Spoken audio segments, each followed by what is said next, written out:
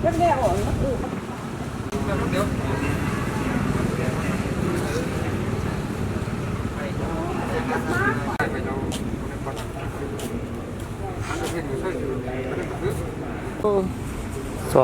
ซ้อนมาซ้อนมันจะ4-5 ปีแล้วเขาเนี่ยจะเขาบำนาญแล้ว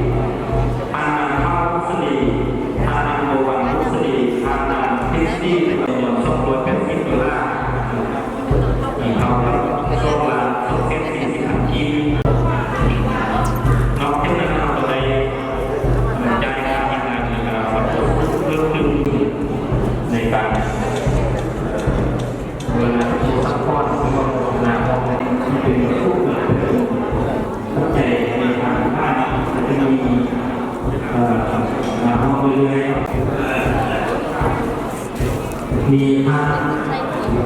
พุทธธรรมต้องแก้ดื้อทางบ้านทางสอนดื้อทางเช็ดงานทำมอบนำโลกไปท่านมีนำมีโลกแก้นำเขาเอลซี่เดินทุกรวมกับเดินห้างแก้ครอบครัวเพื่อทำลาที่มันเดิน50 แก้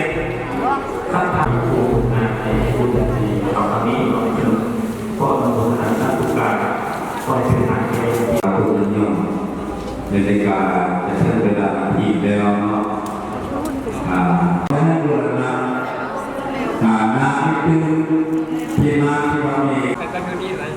เพราะว่าตัวเก่าเลยก็หักเทียนแล้วนอกจากมานั่งมันเพิ่นมาเฮ็ดบาง